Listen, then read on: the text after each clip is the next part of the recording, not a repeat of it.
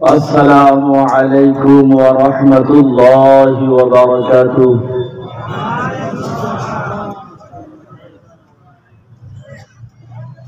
الحمد لله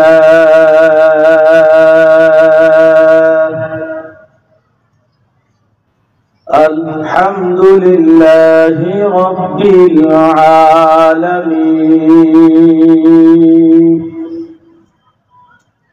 والعاقبة للمتقين والصلاة والسلام على سيد المرسلين أما بعد فأعوذ بالله من الشيطان الرجيم. بسم الله الرحمن الرحيم.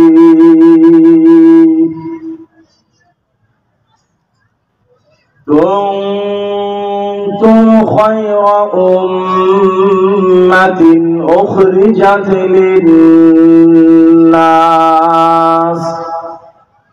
تأمرون بالمعروف وتنهون عن المنكر. أعوذ بالله من الشيطان الرجيم.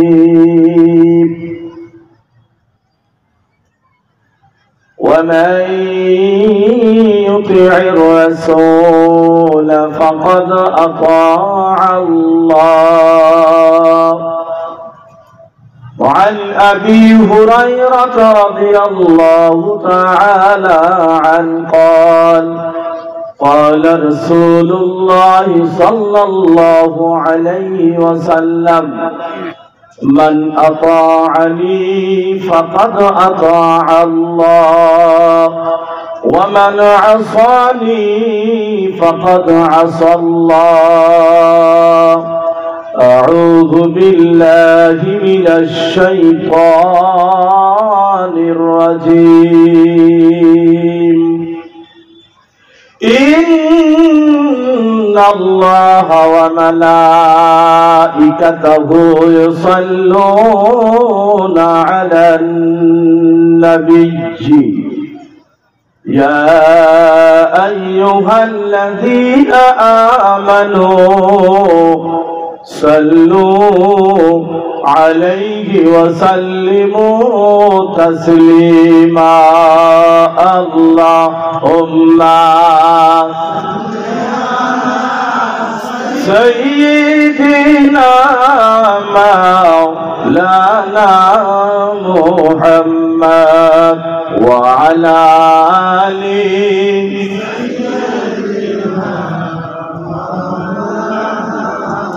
সবাই একসঙ্গে পড়বেন। আল্লাহুম্মা সাল্লি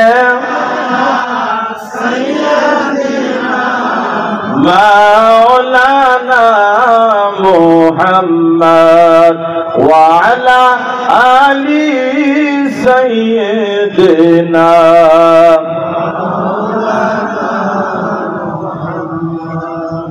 ज़मीनो ज़मान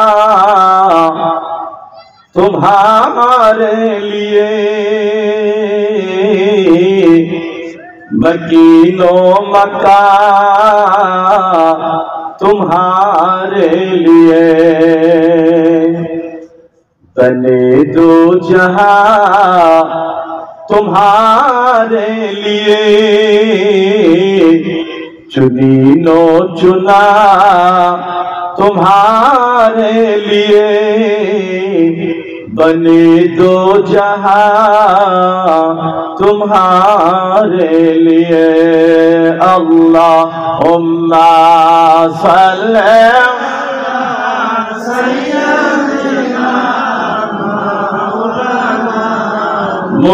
मुहम्मद व अला आलि सय्यिदना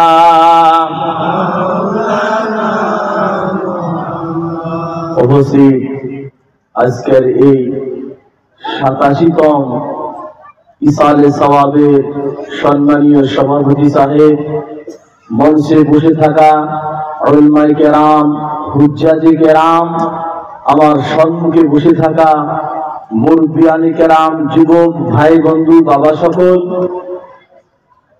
আমি আপনাদের সম্মুখে সুদূর বঙ্গাইগাঁও থেকে এসে হাজির হয়েছি কিছু সময় কোরআন ও হাদিসের কথা বলার জন্য। আশা রাখি আল্লাহ তাআলা যাতে আমাকে কিছু সময় কোরআন ও হাদিসের কথা বলার জন্য তৌফিক দান করে। সবাই বলেন আমিন। তার সাথে সাথে ইশার নামাজের পর থেকে এখন পর্যন্ত এবং কি জলসা শেষ হওয়া পর্যন্ত যত বক্তব্য এখানে হবে এবং শুনবে, সমস্ত বক্তব্য শোনার পর আল্লাহ তাবারক ওয়া তাআলা যাতে আমাদের সবাইকে ইয়ার উপরে আমল করে জীবন কাটাবার জন্য তৌফিক দান করে। সবাই বলেন আমিন। আমার মহব্বতীর মুরব্বী বাবা, যুবক ভাই বন্ধু সকল, এত সুন্দর মাইন্ড বানায় আপনার বসছে নিশ্চয় কোনো বস্তু শোনার জন্য, তাই না? শোনার জন্য না। এক নাম্বার কথা, যারা নবীকে ভালোবাসেন তারা নবীর নামে দরুদ পাঠ করে। বলেন সুবহানাল্লাহ। এটা হলো প্রমাণ। এটা কি? আমার সঙ্গে কথা বলবেন, এটা কি? যারা ভালোবাসেন না তারা বিপদে পড়লে পড়ে, কিন্তু আল্লাহর ওয়াদা, আল্লাহর হুকুম, আল্লাহকে খুশির সময়ে ডাকতে হবে, আল্লাহকে দুঃখের সময়ে ডাকতে হবে। তুমি যখন মুসিবতে পড়ো তা আল্লাহকে ডাকতে হবে, তুমি যখন খুশিতে থাকো তা আল্লাহকে ডাকতে হবে। যেই জায়গায় আল্লাহকে ডাকা চলে, আমার আল্লাহ বলে, সেই জায়গায় আমার নবীকেও ডাকা চলে। জোরে বলেন সুবহানাল্লাহ। আল্লাহকে ডাকা যদি বসে চলে, নবীকেও ডাকা বসে চলবে। আল্লাহকে ডাকা যদি শুয়ে চলে, নবীকেও ডাকা শুয়ে চলবে। আল্লাহকে ডাকা যদি হাইটা হাইটা চলে, নবীকেও ডাকা শুয়ে চলবে। আল্লাহকে ডাকা যদি, আল্লাহর ইবাদত যদি দাঁড়ায় দাঁড়ায় চলে, সেই নবীর সম্মানের জন্য তাকে দাঁড়ায় দাঁড়ায় সালাম দেওয়া চলে। জোরে বলেন সুবহানাল্লাহ। সবাই জোরে বলেন সুবহানাল্লাহ। কিন্তু প্যারে ভাইয়ের আমার, আমি যেই কথাগুলো বলবো ধ্যান দিয়ে শুনবেন, যেহেতু আমি নতুন মানুষ। কথাটা বুঝেন নাই? আমার কথা গরম হইতে পারে, শুনবেন ধ্যান দিয়ে। নবীর হাদিস, আল মারউ মাআ মান আহাব্বা। মানুষ হাসরের ময়দানে জান্নাতি যেন ওই ব্যক্তির সঙ্গে যিনি দুনিয়াতে যার সঙ্গে মহব্বত পয়দা করেছিলেন, ভালোবাসা পয়দা করেছিলেন।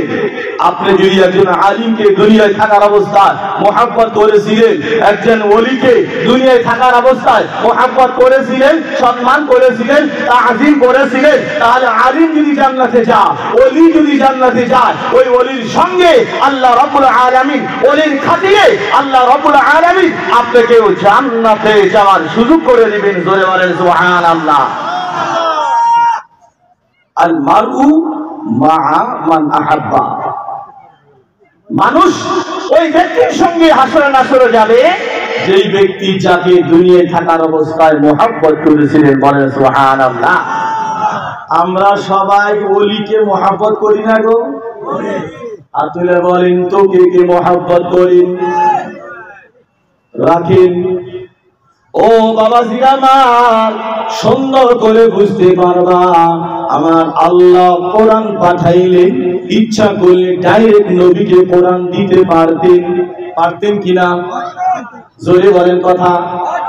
আল্লাহ ইচ্ছা করলে কোরআন ডাইরেক্ট আমার নবীকে দিতে পারতেন, হে নবী তুমি আসো কোরআন নিয়ে যাও, কোরআন নিয়ে যাও, তোমাকে আমি ভালো পাই, তুমি নবী আমাকে ভালো পাও, আমি আল্লাহ তোমাকে কিতাবুল্লাহ দিন, তুমি নিয়ে যাও। আল্লাহ আমার ইচ্ছা করলে ডাইরেক্ট নবীকে কোরআন দিতে পারতো, কিন্তু আমার আল্লাহ বলে না না না, ও জিবরাইল তুমি কোরআন নিয়ে যাও, এই কোরআন নিয়ে আমার নবীর কানে কানে শুনে যাও। জোরে বলেন সুবহানাল্লাহ। আল্লাহ তো সব জানে, আল্লাহ তো সব জানে, সব করতে পারে। আল্লাহ ইচ্ছা করলে কোরআন নবীকে ডাইরেক্ট দিতে পারতো, মুহাম্মদ এই কিতাব তোমাকে দান করা হইল, তুমি কিতাব নাও, তোমার উম্মতকে আর দ্বারা জাহান্নামের ভয় দেখাবা, জান্নাতের খুশখবরি শোনায় দিবা। কিন্তু না না না, জিবরাইল তুমি কিতাবুল্লাহ নিয়ে যাও, আমার হুকুম নবীকে পৌঁছায়া দাও। আমার নবী কিতাবুল্লাহ যখন পাবে, এই কিতাবুল্লাহ সাহাবায়ে কেরামকে শোনায় দিবে। সাহাবায়ে কেরাম নবী যখন পর্দা করে গেলেন, সাহাবায়ে কেরাম দুনিয়ায় থাকলেন, দুনিয়ায় কিতাবুল্লাহ সাহাবায়ে কেরাম প্রচার করলেন। সাহাবায়ে কেরাম যখন বিদায় হইলেন, তাবেঈন গণেরা কোরআন প্রচার করলেন। তাবেঈন যখন বিদায় হয়ে গেলেন, তাবেঈন গণেরা কোরআনের তাবলীগ করলেন। তাবেঈন যখন চলে গেল, এইভাবে চলতে চলতে চলতে চলতে এই কিতাবুল্লাহ তাবলীগ আমার আল্লাহ আল্লাহর ওলিগণকে সহিফা দিয়েছে। জোরে বলেন সুবহানাল্লাহ। এখন ইসলামের যদি তাবলীগ করা প্রয়োজন হয়, দুইজন ব্যক্তি ইসলামের তাবলীগ করবে। এক নম্বর হলো যারা নবীর পাগল আল্লাহর ওলি হয়, আর দুই নম্বর হলো যারা নবীর ওয়ারিস উলামায়ে কেরাম। এই দুইজন ব্যক্তি সারা দুনিয়ার জমিনে আল্লাহর কথা মানুষের ঘরে ঘরে পৌঁছায় দিবে। সারা তারা এই দুনিয়ার জমিনে মানুষের বাড়ি বাড়ি যায় নবীর মুহাব্বতের কথা পৌঁছায়া দিবে। জোরে বলেন সুবহানাল্লাহ। সবাই দুই হাত উঠায় জোরে বলেন সুবহানাল্লাহ। ইচ্ছা করলে কোরআন ডাইরেক্ট দিতে পারতো, কিন্তু জিবরাইলের ওসিলায় দিছে। দিছে কিনা? জোরে বলেন দিছে কিনা? ও ভাইরা আমার, পীর কেন ধরতে লাগে? 5 মিনিট সময় তোমাকে বুঝাইয়া দেই। তোমার কাছে 50,000 টাকা আছে, এই টাকা মাইনকাটার স্টেট ব্যাংকে জমা দেওয়া লাগে, তুমি টাকা নিয়ে যাইতেছো, একা একা গেলে কিন্তু তোমার ভয় লাগে, রাস্তায় কোনো টাকায় ধরতে পারে, কোন চোরে ধরতে পারে। তোমার টাকা নিয়ে যাওয়ার জন্য, টাকা সেভ করার জন্য, স্টেট ব্যাংকে যাওয়ার জন্য নিশ্চয় একজন ভালো মানুষ তোমার লগরিয়ে থাকতে হবে, যাতে আমার টাকা কোনো টাকাইতে লুইটা না নিতে পারে। কথা ঠিক কিনা বলেন?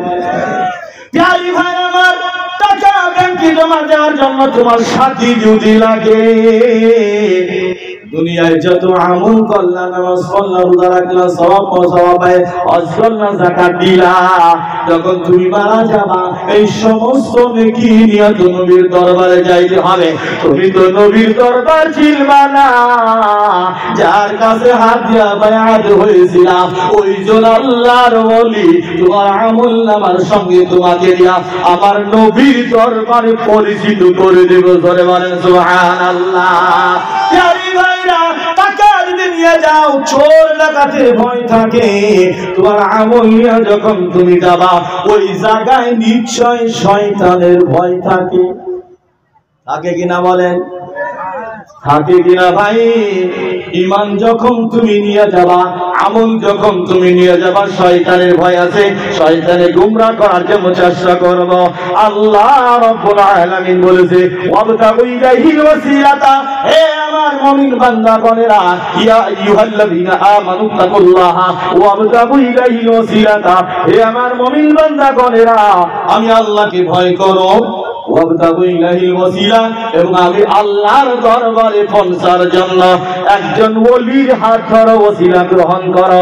নিশ্চয় ওই ওলির হাত ধরতে যদি পারো, ওলির নেক নজর যদি নিতে পারো, ওলির কথা মোতাবেক যদি আমল করতে পারো, এই ওলি তোমাকে নবীর দরবারে পর্যন্ত পৌঁছাইয়া দিবে। জোরে বলেন সুবহানাল্লাহ।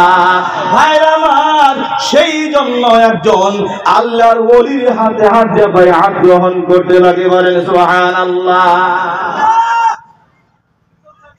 এখন আমি বলি ভাই, ওলি দুই প্রকার, এক প্রকার ওলি যার ভিতরে কোরআন ও হাদিসের শিক্ষা থাকে, উনি একটা ওলি।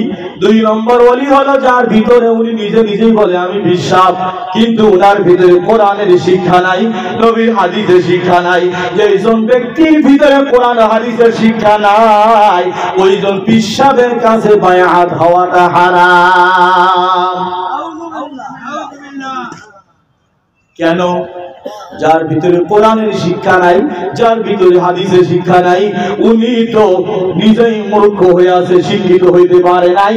মাঝে মাঝে মুরিদানকে ভুলেই বলতো নামাজ না পড়লেও চলে। কথাটা বুঝেন কি নাই?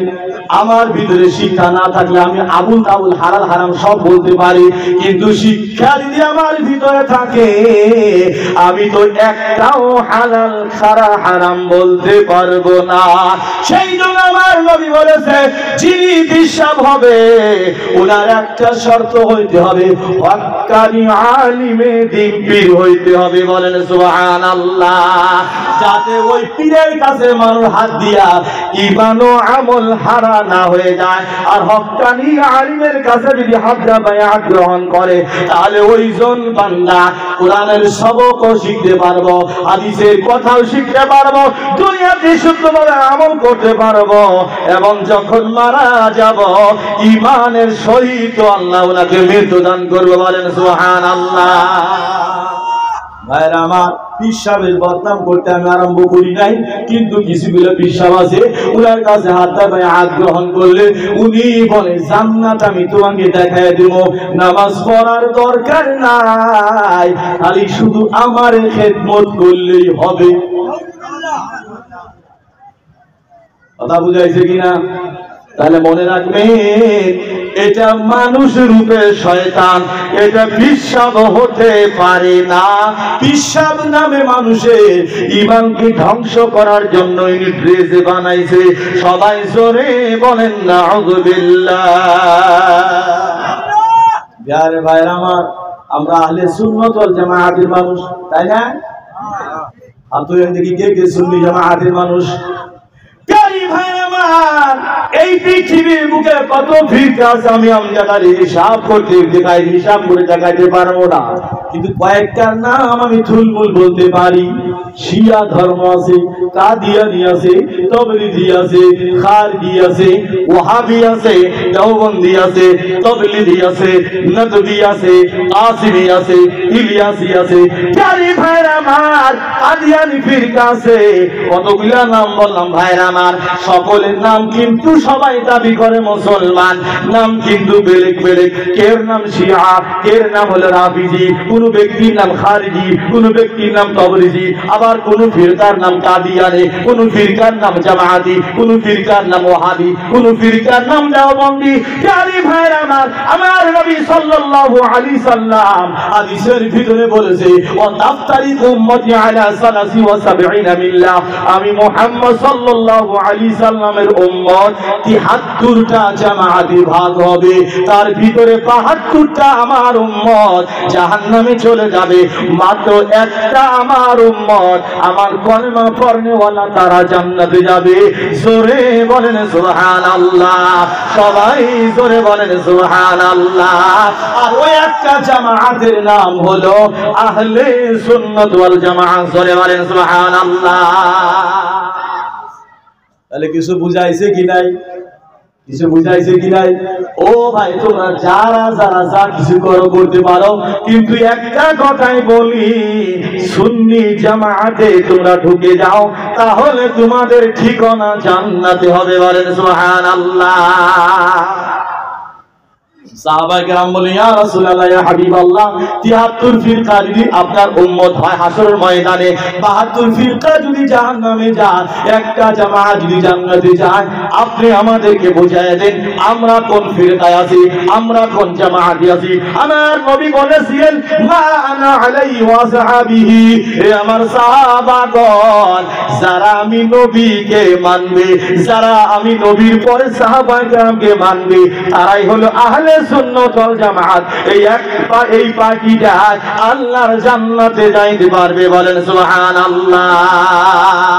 আর আরো বুঝায় দেই, মানুষ কিন্তু 72 ফিরকা জাহান্নামে যাবে বলছি না আমি, বলছি কিনা বলেন?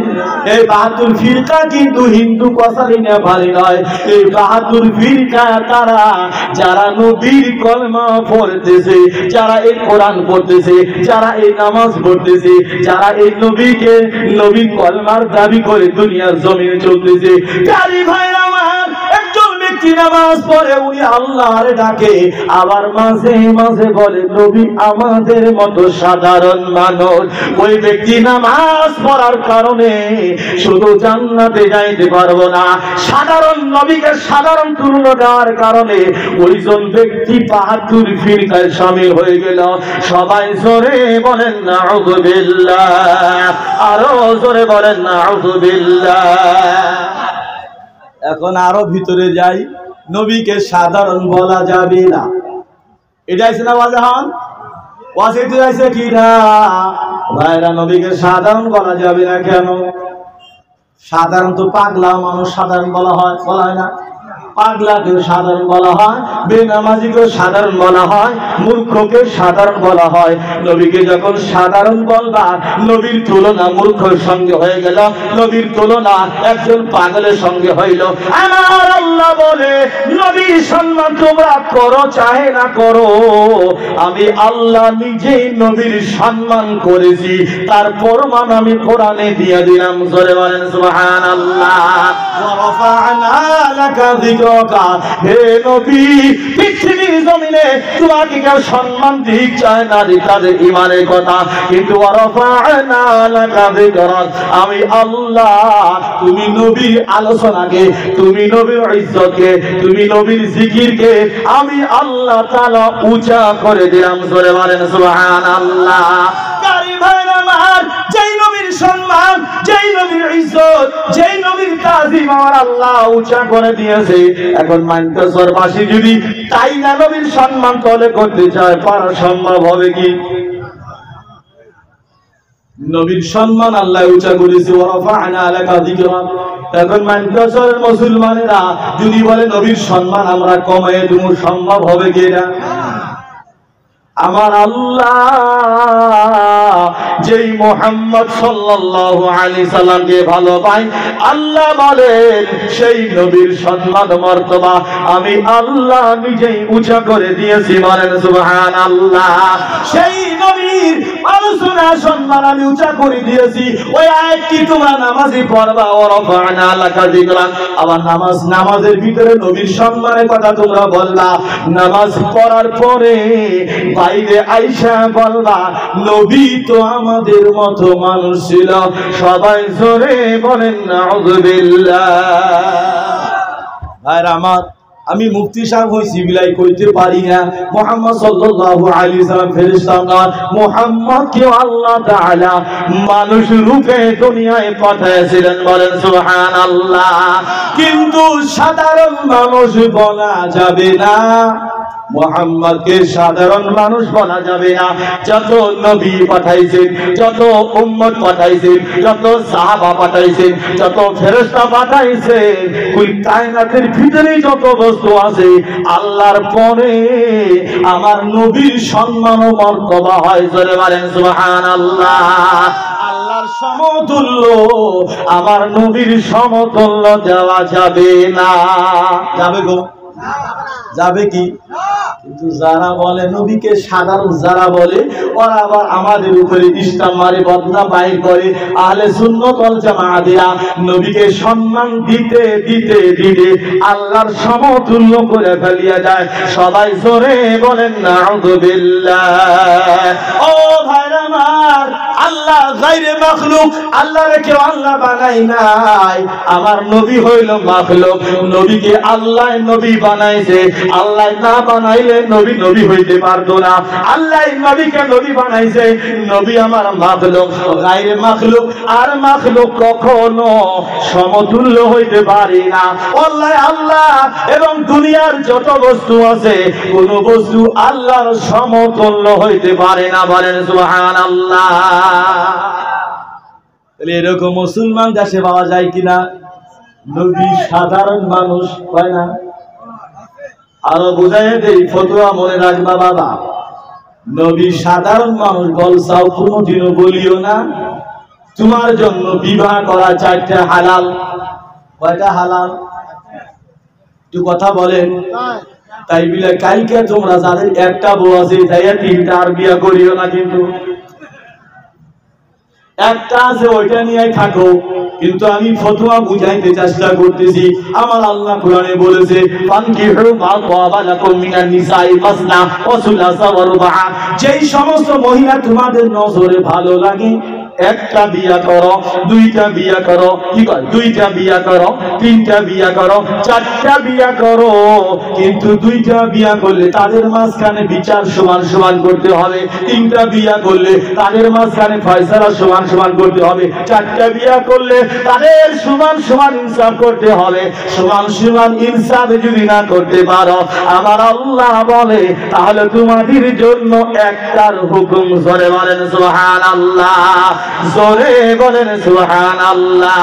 ইয়ার দ্বারা জানা গেল একজন মুসলমান যদি কোন মহিলার সঙ্গে বিবাহ করতে যায়, একসঙ্গে 4 জন মহিলাকে বিবাহ করতে পারে। আমার নবীকে তোমার সঙ্গে তুলনা দিলাম, আমার নবী এই দুনিয়ায় আসার পরে 14টি বিবাহ করেছিল। আর যদি বিবাহ করতে আমার নবীর জন্য বাধা ছিল না। জোরে বলেন সুবহানাল্লাহ। তোমার জন্য আল্লাহ 5টা বিবাহ করা হারাম করে দিয়েছে, কিন্তু আমার নবী 1টা নয়, 2টা নয়, 10টা নয়, 14টা বিবাহ করেছিল।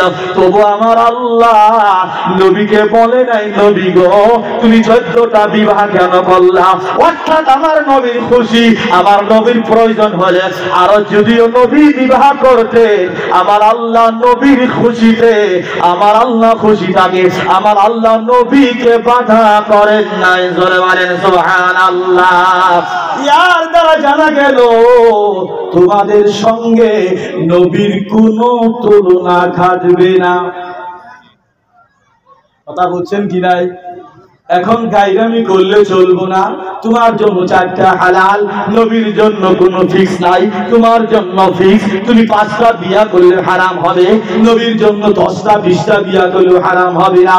প্যারি ভাই, এর দ্বারা বুঝা গেল যে নবীর রাসূল আল্লাহ দুনিয়া বানাইছে, এই নবীর রাসূল এখন কায়নাত সৃষ্টি করেছেন, সেই নবীর সঙ্গে মুসলমান গণেরা কোনো ক্ষেত্রই তুলনা দিও না। যদি নবীর সঙ্গে তুলনা পেশ করো তাহলে তোমাদের ঈমান থাকবে না। জোরে বলেন নাউযুবিল্লাহ। আল্লাহু আকবার। আর অল্প বলি, আল্লাহু আকবার, আল্লাহু আকবার,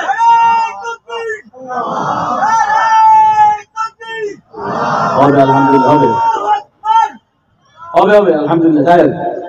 তাহলে নবীর সঙ্গে কোন উম্মতের তুলনা চলবে না। একটা প্রশ্ন। 2 নম্বর হলো যে আমরা 4টা বিবাহ করতে পারি, আমাদের বন্ধন 4টার ভিতরে, তার বাইরে হারাম, নবীর জন্য ফিক্স নাই। 2 নম্বর হলো আমার নবী রাতেও রোজা রাখতেন, দিনেও রোজা রাখতেন। জোরে বলেন সুবহানাল্লাহ। রাতেও রোজা, দিনেও রোজা। কয় ঘন্টা হইলো? জোরে বলেন। নবী রাত দিন 24 ঘন্টা রোজা রাখতেন। সাহাবায়ে কেরাম বলেন ইয়া রাসূলুল্লাহ, যেই কাম আপনি করেন সেটা আমরাও করব। আপনি নামাজ পড়েন, আমরা নামাজ পড়ব। আপনি হজ করেন, আমরা হজ করব। আপনি রাতে রোজা রাখেন, দিনে রোজা রাখেন, আমরা আপনার সঙ্গে আছি, আমরা কেন এই হুকুম পালন করব না? কথাটা প্রশ্ন বুঝেন নাই? আবার নবী বলে সাহাবা শুধু তোমরা দিনে রোজা রাখিও, রাতে তোমাদের রোজা রাখার অনুমতি নাই।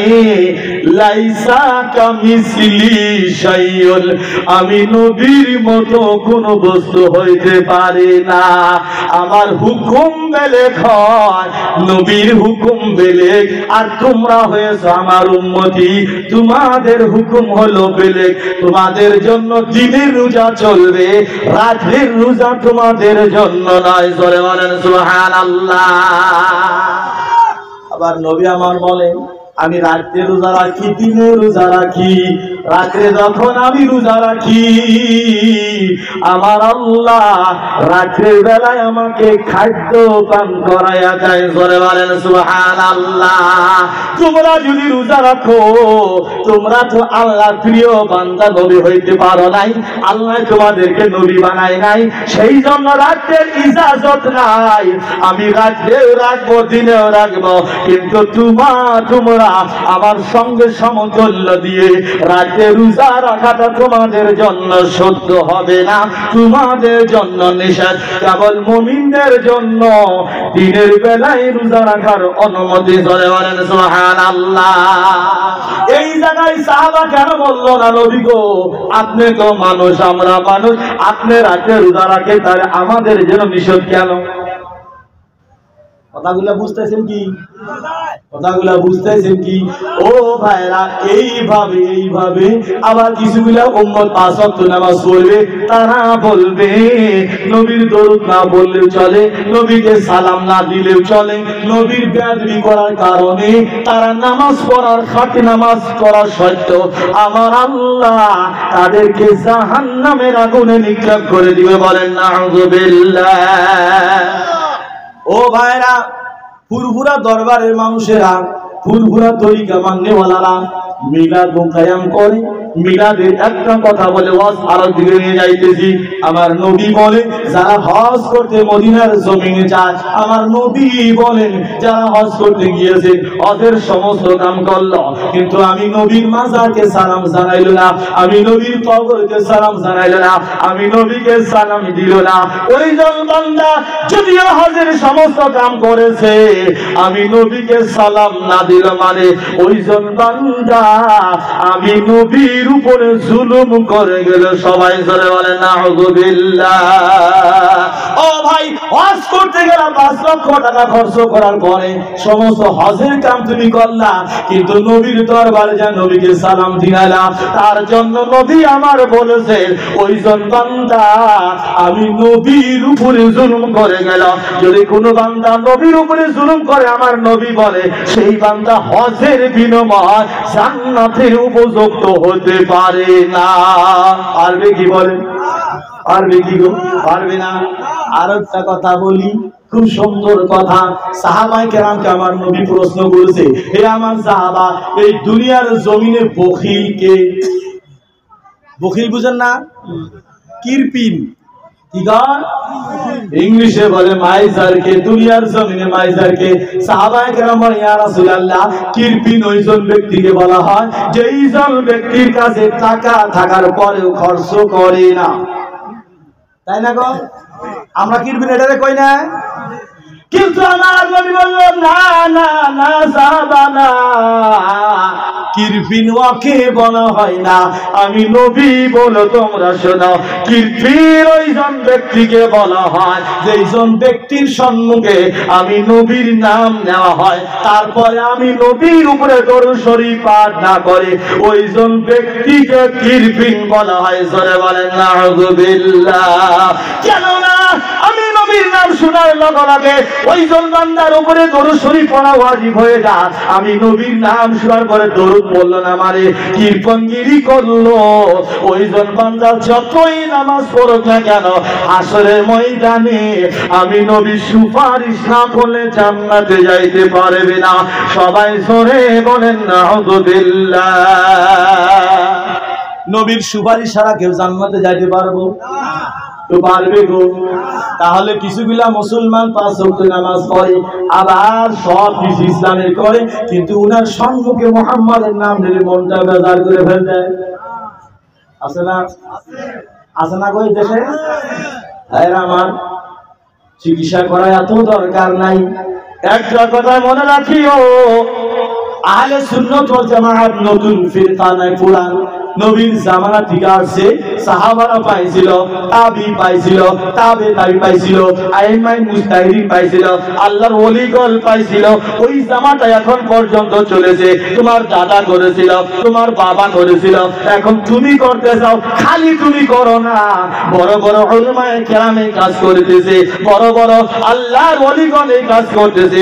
ইয়ার দ্বারা জানা গেল শরীয়ত মোতাবিক মিলাদ পড়াটা জায়েজ কাম। বলেন সুবহানাল্লাহ। সবাই জোরে বলেন সুবহানাল্লাহ। তাহলে মিলাদ পড়া যাবে না? আমার নবী হাদিসে বলছে আন উমর ইবনে খাত্তাব রাদিয়াল্লাহু তাআলা আনহু قال ان الدعاء موقوف بين السماء والارض لا يسعد منه شيء حتى تصلي على نبيك وحتى تصلي علي। আমার নবী বলেছেন, ওমর ইবনে খাত্তাব রাদিয়াল্লাহু তাআলা আনহু 2 নম্বর সাহাবা হাদিসটি রিওয়ায়াত করেছে। ওমর ইবনে খাত্তাব বলেন, নবী আমার বলেছে, ইন্নাদ দুআ মাওকুফুন বাইনাস সামাই ওয়াল আরদ। মানুষ নামাজ পড়ে দোয়া করে, রোজা রাখা দোয়া করে, হজ করে দোয়া করে, আমরা যত আমল করি তারপরে একবার আল্লাহর দরবারে আমরা দোয়া করি, করি না গো? আমার নবীর 2 নম্বর সাহাবা ওমর ফারুক বলেন, যখন মুমিন বান্দা আল্লাহর দরবারে দোয়া করে, ওই দোয়ার ভিতরে যদি নবীর দরুদ শরীফ না পড়ে, ওই বান্দার আমল নামা আল্লাহর দরবারে পৌঁছিতে পারে না। আসমান ও জমিনের মাঝখানে বেড়ায়, পাখির মতো বেড়ায়, আল্লাহর আরশ মহল্লা খুঁজে পায় না। যখন বান্দা আমি নবীর উপরে দরুদ শরীফ পাঠ করবে, তখন আল্লাহ রাব্বুল আলামিন এই দরুদ শরীফের খাতিরে ওই সমস্ত আমল নামা আল্লাহর দরবারে কবুল হয়ে যায়। জোরে বলেন সুবহানাল্লাহ। ইয়ার দ্বারা জানা গেল দোয়া আমাদের কবুল হয় নবীর দরুদের ওসিলায়। মানুষ যদি দুনিয়ার জমিনে নবীর দরুদ বেশি বেশি পড়ে যায়, আমার নবী বলেছেন মানুষ মারা যাওয়ার পরে তাদের কবরটা আন্ধার হয়ে থাকে। কিন্তু যদি কোনো মুমিন বান্দা বেশি বেশি করে দরুদ পাঠ করে যাইতে পারে, ওই ব্যক্তিকে যখন আপনারা তখন করে আসবে, এই দরুদ শরীফের বিনিময় আমার আল্লাহ ওইজন বান্দার কবরে আলো পয়দা করে দিবে। জোরে বলেন সুবহানাল্লাহ। সবাই জোরে বলেন সুবহানাল্লাহ। এটা হলো দরুদ, তাই না? কোন বুদ্ধি নাই, দরুদ না পড়া, না পড়লে যে চলবে কোনো রাস্তাই নাই। কিন্তু জোর করে চড়াইয়ে তুলবো, দরুদ ছাড়াই সব কাম করবো, আমরা সবই করবো, দরুদটাই করবো না। এরকম এক পার্টি আছে না, সব কামই করে ভালো, আমরা কোনে খারাপ। কিন্তু যখনই নবীর নাম আসে এদের মাথায় কাম করে না। মোহাম্মদ নবী হয়েছে তো কি হয়েছে, এত তার ডাহা লাগবে কে দিয়ে?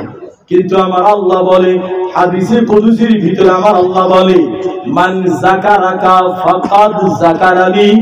ও নবী গো, মান যাকারাকা, যেই সমস্ত বান্দাগণেরা তুমি নবীর জিকির করবে, আমি আল্লাহ বলি ফাকাদ যাকারানি, তারা তুমি নবীর আলোচনা করলো না।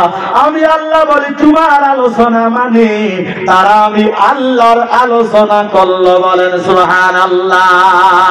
নবীর আলোচনা করলে যদি আল্লাহর আলোচনা করা হয়, তাহলে আল্লাহকে ডাকলে সওয়াব পাওয়া যায় না গুনাহ হয়? বলেন আল্লাহকে ডাকলে সওয়াব হবে না গুনাহ হবে? আমার আল্লাহকে ডাকলে না, নবীকে ডাকলে যদি আমার আল্লাহ বলে তারা নবীকে ডাকে নাই, বরঞ্চ আমি আল্লাহকে ডাকছে। আল্লাহকে যারা ডাকে আমার আল্লাহ বলে বান্দা যদি আমার একবার আল্লাহ বলে ডাকে, আমি আল্লাহ ওই বান্দাকে 10 বার ডাকে। জোরে বলেন সুবহানাল্লাহ।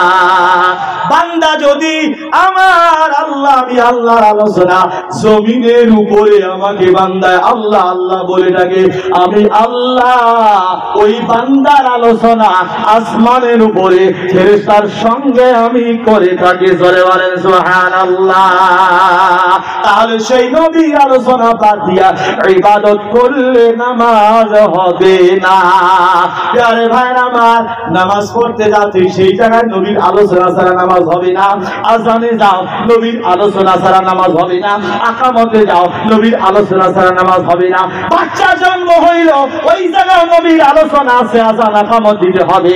মানুষ জানাজা, মানুষ মারা গেল ওই জায়গায় নবীর আলোচনা ছাড়া জানাজা হবে না।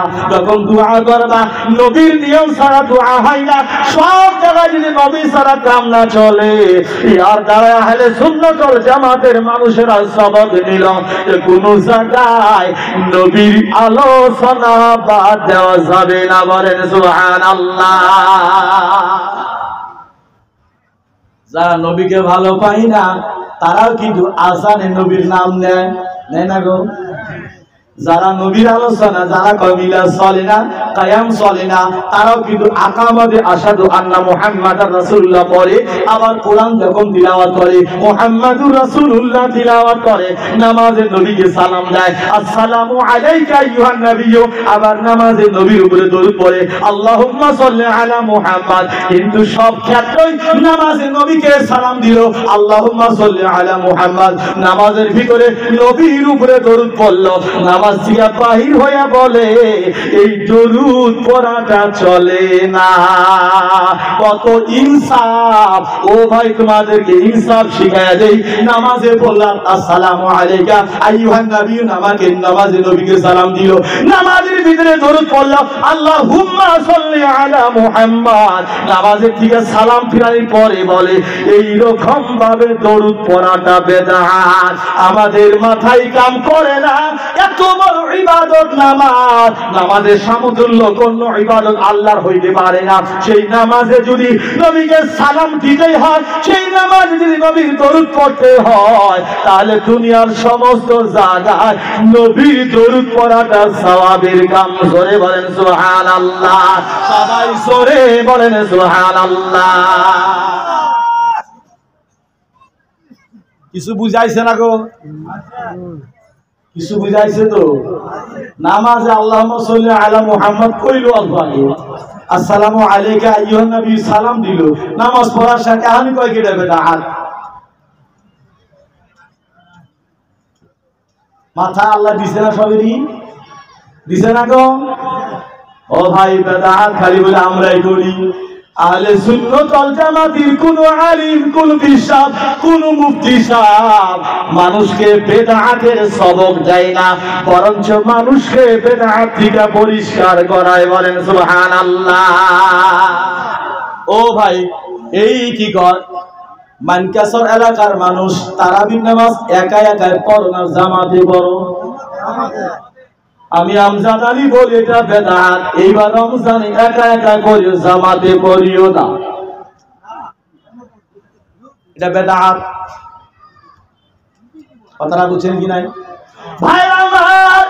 আমার নবী যখন দুনিয়ার জমিনে জাহিলি হালাতে ছিলেন, এশার নামাজ জামাতে হইতো, তারাবির নামাজ একা একাই পড়তো সাহাবা সকল। আবু বকর সিদ্দিকের জামানা তারাবির নামাজ জামাতে হইতো। কি এশার নামাজ জামাতে হইতো, তারাবির নামাজ একা একাই পড়তো। নবী আমার বিদায় হয়ে গেলেন, আবু বকর সিদ্দিকের জামানা চলে গেল। ওমর ফারুক 2 নম্বর সাহাবা মসজিদে যখন নামাজ পড়ে, এশার নামাজ জামাতে পড়ে, দেখতে খুব ভালো লাগে। সবাই এক ইমামের পিছনে নামাজ পড়ে। ওমর ফারুক বলেন আজকে থেকে আমি হুকুম দিলাম, যেমন ভাবে এশার নামাজ জামাতে পড়লাম, আজকে থেকে আমি ওমর ফারুক হুকুম দিলাম, আজকে থেকে এমন ভাবে তারাবির নামাজও জামাতে পড়তে হবে। সরে বলেন সুবহানাল্লাহ। আর ওমর ফারুক বলেছিল নি'মাতিল বিদআতু হাযিহি, যেটা নবীর জামানায় ছিল না, আবু বকর জামানায় ছিল না, আজকে থেকে আমি তারাবির জামাত স্টার্ট করে দিলাম। এইটা একটা বেদআত, কিন্তু এটা হলো ভালো বেদআত। এর উপরে আমল করলে সওয়াব পাওয়া যাবে। বলেন সুবহানাল্লাহ। তাহলে এই বানকাসর এলাকার উলামায়ে কেরাম বলেরা এই বেদআতটা করে না, বাদ দিছে। বলেন, কথা বলেন না কেন? তারা না জামাতে পড়ে না গো ভাইরা আমার। এই বেদআত করলে সওয়াব পাওয়া যায়, সেই জন্য করে। আর নবীর দরুদ পড়লে গুনাহ হয়, সেই জন্য ওটা বড় খারাপ বেদআত।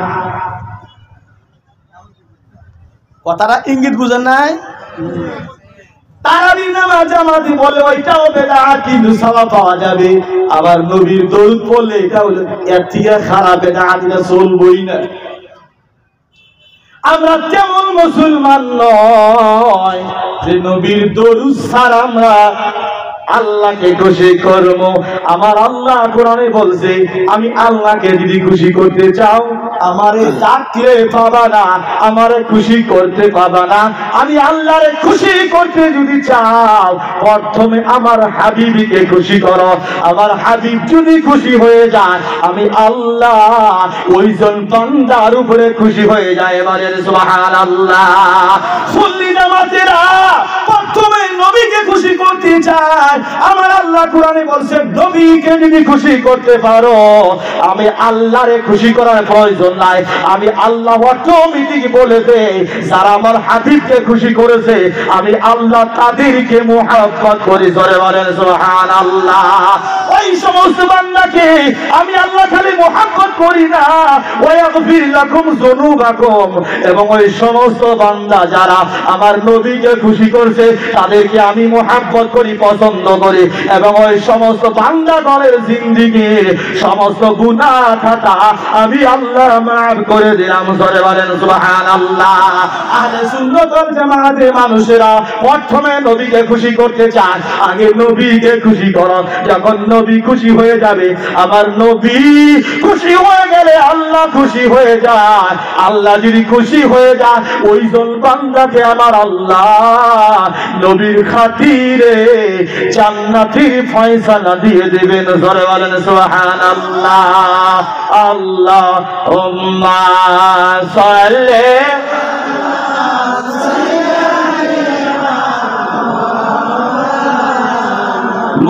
মুহাম্মাদ ওয়া আলা আলি সাইয়্যিদিনা মুহাম্মাদ। আল্লাহুম্মা সাল্লি মাওলানা মুহাম্মাদ ওয়া আলা আলি সাইয়্যিদিনা।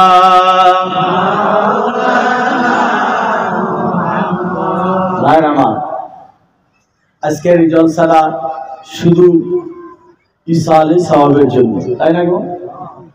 আমার আগে বক্তায় ঈসা আলাইহিস সালাম কিছুগুলো কথা বলছেন, ভালো ভালো কথা। আমার এই কমিটির তরফ থেকে ঈসা আলাইহিস সালামের কিছু বলার জন্য অনুমতি দিয়েছেন, যে আপনি কিছু ঈসা আলাইহিস সালামের বিষয়ে বলবেন। মনে রাখবেন, দুনিয়ার জমিনে মুসলমান কয়েক ফিরকায়, কইছি অল্প আগে, এর ভিতরে এক ফিরকা মুসলমান আছে, ইসলামের সব কামই করবে, কিন্তু এরা আবার মুর্দার নামে দুয়াটা ভালো পায় না। ওই মইরা গেছে, উনি যা করছে তাই পাবো, আমরা এখন যা করবো, মানে যা জুয়া খেলাত করবো, এটা উনি পাবো না। এরকম মুসলমান দুনিয়ায় পাওয়া যায়। কিন্তু ভাই, সুন্নি জামাত ফরমান ছাড়া কোনো কামই করে না। লাগলে বসো, বসাটা বুঝেন না, লাগলে বাহাজে বসো, দেখা যাবে আছে না নাই ফরমান। সুন্নি জামাত আল্লাহ নবীর একজন সাহাবা হযরতে সাআদ রাদিয়াল্লাহু তাআলা আনহু, সাআদের আম্মা জান হঠাৎ ইন্তেকাল করলেন। হঠাৎ কিছুগুলো মানুষ মারা যায় না। ভালো মানুষ আমাদের সঙ্গে নামাজ পড়লো, মাগরিবের নামাজ, বাড়ি থেকে না মসজিদ থেকে বাড়িতে গেল, খবর এলো মারা গেছে, হঠাৎ মারা গেছে। সাহাবা সাআদ নবীকে বলে, নবী আমার মা হঠাৎ মারা গেল। কিছু বলতে পারেন না, উনি যে কিছু বলবেন এই সময় পায় না, হঠাৎ মারা গেলেন। নবী গো, আমি আমার মায়ের নামে কিছু ভালো কাজ করতে চাই। কি ভালো কাম করলে আমার মায়ের রূহ পাকে আল্লাহ তাআলা সওয়াব দান করবে? বলেন সুবহানাল্লাহ। সাহাবী সাআদ নবীকে জিজ্ঞাসা করলেন, নবী আমার বললে আরবের মরুভূমি দেশ, পানির কষ্ট, পানি পাওয়া যায় না, বহুত দূর থেকে পানি টাইনা খাওয়া লাগে। নবী আমার বললে তুমি একটা কুয়া খুঁজে দাও, তোমার মাও যে মারা গেছে, তোমার মায়ের রুহুর মাগফিরাতের জন্য একটা কুয়া খুঁজে দাও, আর কুয়ার ওয়ালে নাম লিখে দিও হাজিরি লিউম্মি সাআদ। এই কুয়াটা সাআদের মায়ের রুহুর মাগফিরাতের জন্য আমরা বানিয়ে দিলাম। তবে আমার বলে এই কুয়ার পানি যদি পাখি খায়, কুয়ার পানি যদি জীবজন্তু খায়, কুয়ার পানি যদি মুসলমান বা অন্য কোনো বান্দা কুয়ার পানি খায়, পানির বিনিময়ে যত নেকি হবে আল্লাহ রাব্বুল আলামিন ওই সমস্ত নেকি তোমার মায়ের রূপকে পৌঁছায়া দেবে। বলেন সুবহানাল্লাহ। ঈসা আলাইহিস সালামের প্রথম ফরমান হলো এটা, নবী আমার বলেছে কুয়া কইরা যাও, এই কুয়ার যত পানি পশু পঙ্খী মানুষ খাবে, যত নেকি হবে সমস্ত নেকি আমার আল্লাহ তোমার মায়ের রূপকে পৌঁছায়া দেবে। বলেন সুবহানাল্লাহ। আহলে সুন্নাত ওয়াল জামাতের ফতোয়া, তুমি ফরজ নামাজ পড়া মায়ের নামে দোয়া বকশাইতে পারো, নফল নামাজ পড়া মায়ের নামে দোয়া বকশাইতে পারো, ফরজ রোজা রাখা মায়ের নামে দোয়া বকশাইতে পারো, হজ্জে বাইতুল্লাহ কইরা মায়ের নামে দোয়া বকশাইতে পারো। অর্থাৎ তুমি নিজে নামাজ পড়ে মায়ের নামে দোয়া বকশাইতে পারো। নিজে যদি নামাজ পড়তে না পারো, নিজে যদি ভালো কাজ করতে না পারো, গ্রামের মানুষকে দাওয়াত দিয়া তোমার মায়ের নামে যদি দোয়া করে নাও, আমার আল্লাহ ওই দুয়ার জানে কি হবে তোমার মায়ের রূপকে পৌঁছায়া দিবে। বলেন সুবহানাল্লাহ। আরেকটা কথা, যখন আমরা বলি পাগার বা ফিশারি, ফিশারিতে মাছ বেশি হয় পানি কম হয়, তখন মাছগুলো কি করে সব মুখ উপর দিয়ে বাইর করে না? তার মানে কি না, তারা কষ্ট আছে। কি আছে? কষ্ট। নবী উদাহরণ দিয়েছে, একজন বাচ্চা যদি পানিতে পড়ে, যে বাচ্চা সাঁতার জানে না, তাহলে জীবনটা বাঁচানোর জন্য চেষ্টা করবো না? কোন মুসিবত না? মানুষ মারা যাওয়ার পরে এইরকম ভাবে মুসিবতে পড়ে, আর ওই রুহটা ঘুরে নিজের বাড়িতে ছেলে মেয়েকে দেখার জন্য আসে। বলেন সুবহানাল্লাহ। আপনার বাবা মারা গেল, মাটি দিলেন, আজকে তো ছেলেরা বাপ মারে ভুলেই গেছে, মরছে গেছে, কিন্তু নবীর হাদিস, ওই বাবার রুহু, মায়ের রুহু বাড়িতে ঘুরে আসে, দরজাতে ফকিরের মতো খাড়ায় থাকে, দেখি আমার কোন ছেলে আমার নামে এক পোয়া চাউল ফকিরকে সদকা দান করে, আমার কোন ছেলে নামাজ পড়ে আমার জন্য দোয়া করে। যখন ছেলে মেয়েরা ভালো কাজ করে, সেই রুহটা এই ছেলে মেয়ের ভালো কাজ দেখে খুশি খুশি আল্লাহর দরবারে চলে যায়। বলেন সুবহানাল্লাহ। আর যদি ছেলে মেয়েগণ বাপ মাকে মাটি দেওয়ার পরে জিনার কামে লিপ্ত হয়, সুদের কামে লিপ্ত হয়, ঘুষের কামে লিপ্ত হয়, মদের খানায় লিপ্ত হয়ে যায়, ভাঙ গাঞ্জা লিপ্ত হয়ে যায়, আল্লাহর ইবাদত বাদ দিয়ে নাজায়েজ কাম করে থাকে, ওই মা বাবার রুহটা বাড়িতে যখন আসে ছেলেমেয়ের কন্ডিশন দেখার জন্য, মা বাবার রুহ যখন ছেলেমেয়েকে খারাপ কামে লিপ্ত দেখে, আল্লাহর কামে লিপ্ত দেখে না, নারাজ হয়ে মনটা বেজার করে আল্লাহর দরবারে চলে যায়। বলেন নাউযুবিল্লাহ। আমার নবী বলছেন, হ্যাঁ তোমরা দোয়া করলে, তোমরা যদি দোয়া করো, অর্থাৎ তোমার বাবা দুনিয়ায় ছিল নামাজ পড়ে নাই, দুনিয়ায় ছিল রোজা রাখে নাই, দুনিয়ায় ছিল হজ করে নাই, দুনিয়ায় ছিল যাকাত দেয় নাই, তাই মিলে তুমি এই গ্রামে 14টা গরু জব করিলে তোমার বাবার নামে দোয়া খেরাত করিয়ে দিলে, নামাজের গুনাহ মাফ করবে না, হজের গুনাহ মাফ করবে না, রোজার গুনাহ মাফ করবে না, তাহলে কেন করি?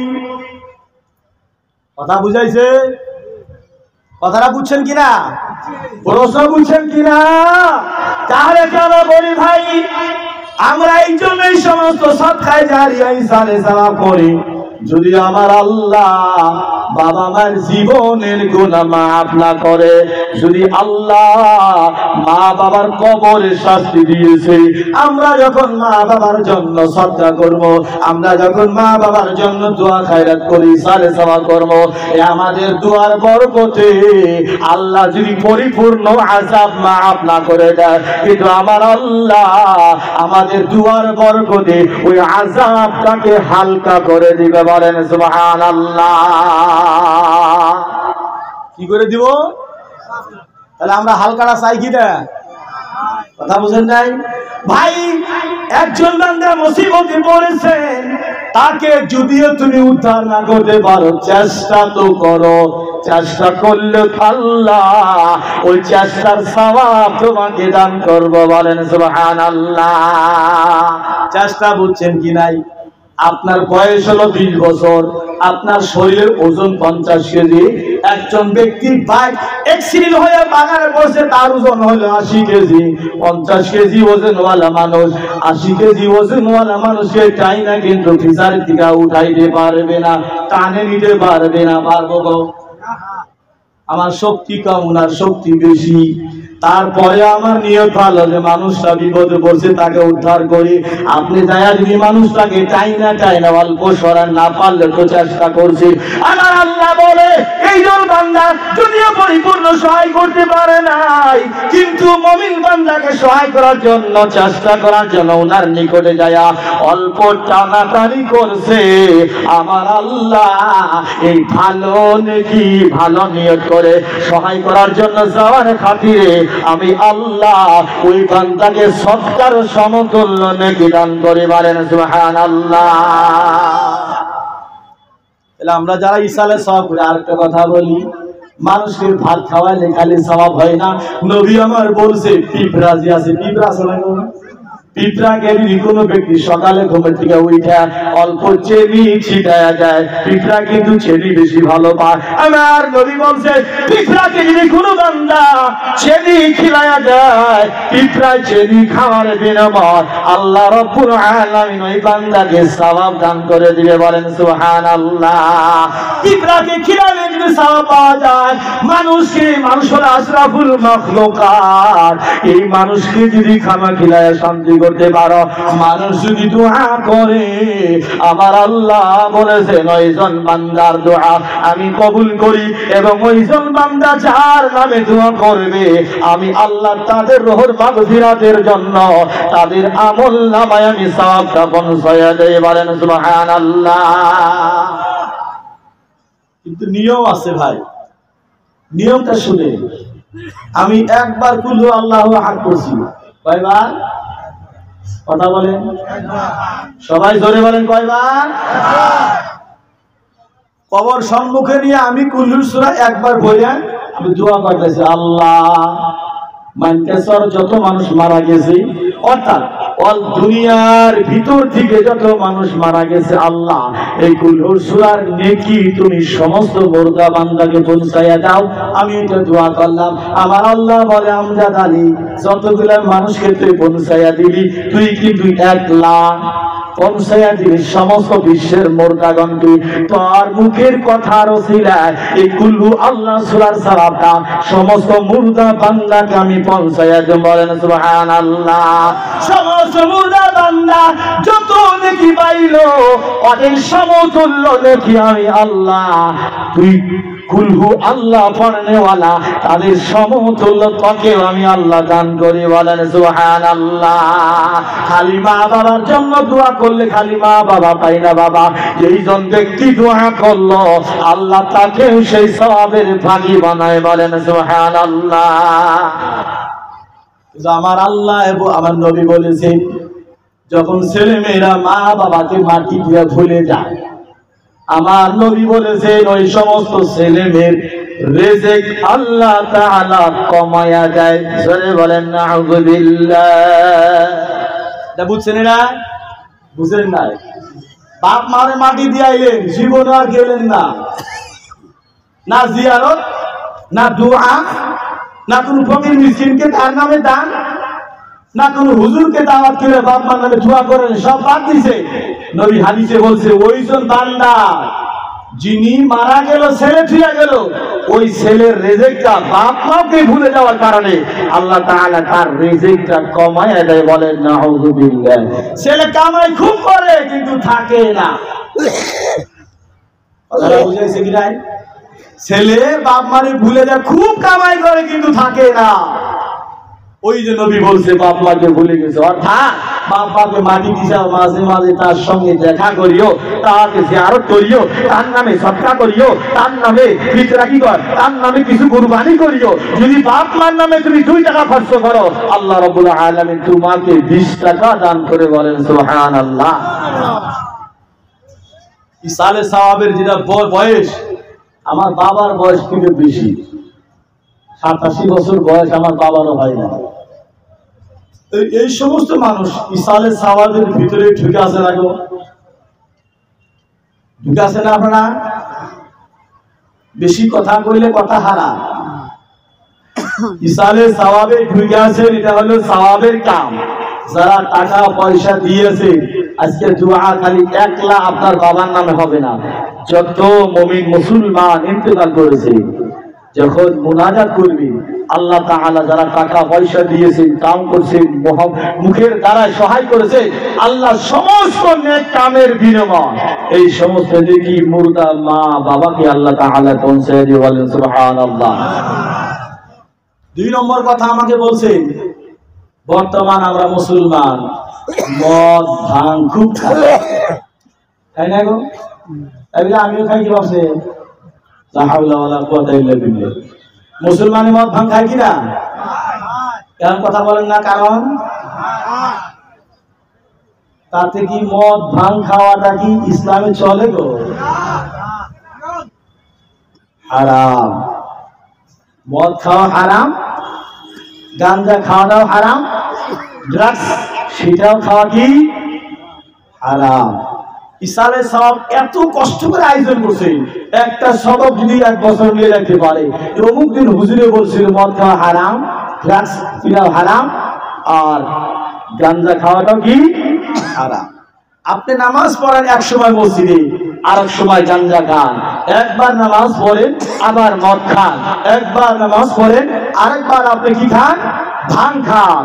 এই সমস্ত কাণ্ড করলে আপনার নামাজ আল্লাহর দরবারে কবুল হবে না, বলেন নাউযুবিল্লাহ।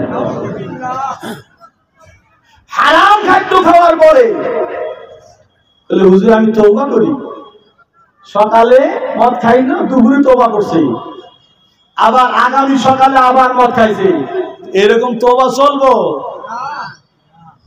কথা বুঝেন নাই? বলে হুজুর আমি তওবা করছি, আবার শয়তানে ফেরে খাইছি, আবার তওবা করছি, আবার শয়তানে ফেরে খাইছি। এটার নাম তো শরীয়ত না, এটার নাম হলো মশকারি। এর নাম কি? ও ভাই, তওবা কিভাবে করবা? হযরতে আলী 4 নম্বর সাহাবা বলেন তওবা কিভাবে করতে হয়।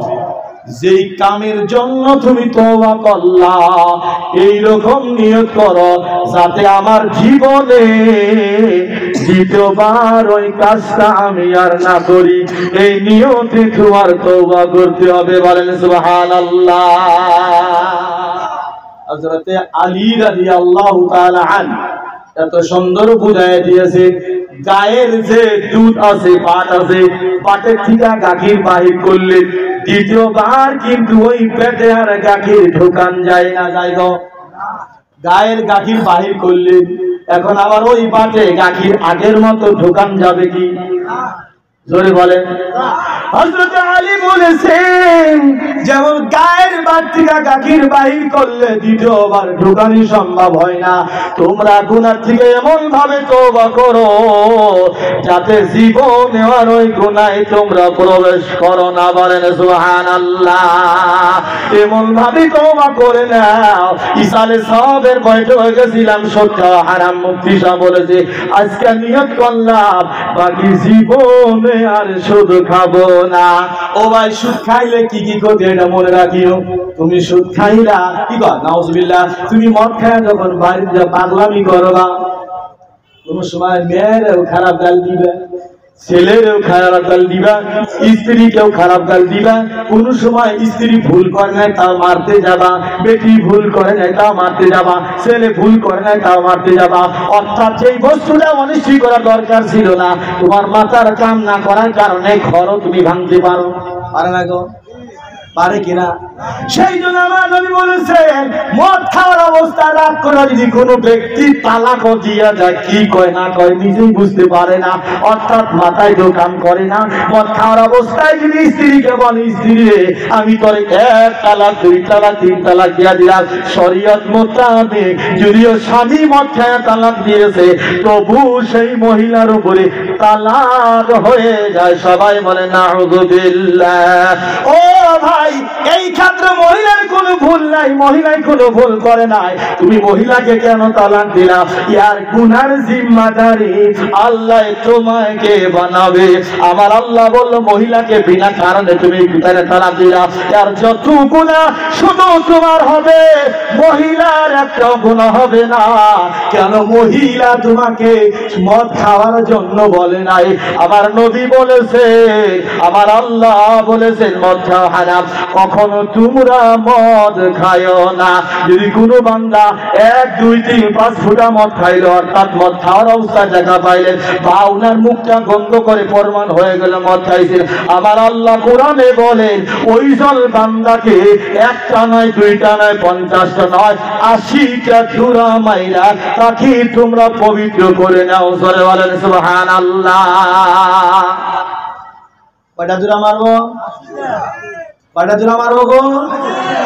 ও ভাই, গরিবে মদ খাইছে, ওকে মারলা 80টা। ফকিরে মদ খাইছে, ফকিরে মদ খাইছে, ওরে মারলা 80টা। দেওয়ানির পুলা মদ খাইছে, ওর বিচার নাই। কথা বুঝেন নাই? গ্রামে একজন গরিবের ছেলে মদ খাইলে ওরা 80টাই মারো, আর দেওয়ানের ছেলে যদি খায় আর কোনো বিচার নাই, বিচার গায়ে। এইরকম ইনসাফ করনেওয়ালা দেওয়ানি প্রথমে জাহান্নামে আল্লাহ পাঠাবো। জোরে বলেন নাউযুবিল্লাহ। 2 জন ব্যক্তি প্রথমে জাহান্নামে যাব, একজন হলো গ্রামের দেওয়ানি, 2 নম্বর হলো ওই গ্রামের মাওলানা মুফতি সাহেব। গ্রামের দেওয়ানি জাহান্নামে কেন যাব? শুদ্ধ বিচার না করার কারণে আল্লাহ উনাকে জাহান্নামে পাঠাবো। আর একজন মাওলানাকে আল্লাহ কেন জাহান্নামে পাঠাবো? মাওলানা হকের কথা হক না বলার কারণে, মাওলানা চোখের দ্বারা বেহক লাগে, কিন্তু হক কথা না বলার কারণে আমার আল্লাহ ওইজন মাওলানাকে জাহান্নামে নিক্ষেপ করে দিবে। বলেন নাউযুবিল্লাহ। এরকম দেওয়ানি নাই গো। আর হুজুররা হক কথা কয় না, ইমামতি যাবো নাকি গো? তাই না? হুজুররা মুসিবত যে আমি ইমামতির ওসিলায় পরিয়ালটা পালি, হক কথা কইলে তো আমার এক বিদায় করে দিবে। وَإِن مِّن شَيْءٍ إِلَّا يُسَبِّحُ بِحَمْدِهِ। আমার আল্লাহ বলেছেন দুনিয়ায় যত বস্তু আছে সমস্ত বস্তু আমি আল্লাহর তাসবিহ ও ইবাদত করে। বলেন সুবহানাল্লাহ। যত জীব জন্তু কিরা মাকুড় আছে আমি আল্লাহ সবাইকে রিজিক দেই। তোমার ইমামতি যদি হক কথা কয়ে চলে যায় তারপরেও রিজিক দেনেওয়ালা আমি আল্লাহ। বলেন সুবহানাল্লাহ। একজনের ছেলে মদ খাইছে, ইমাম সাহেব সহজে আসল ফতোয়া দেয় না। ইমাম সাহেব খালি কয় তওবা পড়ালেই হবো, মানে বিচার টাইট করলে দেওয়ানির ছেলে মদ খাইছে, দেওয়ানি তো ইমাম সাহেব আউট করব। হুজুর সত্য কথা বলে না, হুজুর দেওয়ানির খাতির কইরা বলে তওবা পড়ালে হবে, দুরার মশলা নাই। কিন্তু আমার আল্লাহ বলেন মদ খানেওয়ালা ব্যক্তিকে তওবা পড়ালে হবে না, তাকে দুরা মারতে হবে, 1টা নয় 2টা নয় 80টা দুরা মারার কথা আমার আল্লাহ বলেছে। বলেন সুবহানাল্লাহ। আজকে তো দুরা মারার নিয়ম গেছেই গে, মুক্তি সাহু আসলে তো একটা লাভ নেই। আসে গো দুরা মারার নিয়ম গেছে না? দুরা মারার নিয়মই নাই তো ভাই। তাহলে সহজ পথ আরেকটা আছে। দুরা মারার নিয়ম যদি না থাকে, যদি না চলাইতে পারে এই মশলা, ওই মানুষটাকে সমাজ থেকে আটক রাখিও, সমাজ থেকে আলাদা করে দিও। ওর বাড়িতে যাওয়া আসা বন্ধ, ওর সঙ্গে কথাবার্তা বন্ধ, ওর সঙ্গে উঠা বসা বন্ধ, ওর সঙ্গে খাওয়া দাওয়া বন্ধ। যখন উনি তওবা করে পরিষ্কার হয়ে যাবে যে হ্যাঁ ওইজন ব্যক্তি মসজিদে তওবা করছে রাইজের সম্মুখে, আমরা মদ খাবো না, তাও সঙ্গে এখনো সমাজে সমস্ত লেনদেন চালু করিও না।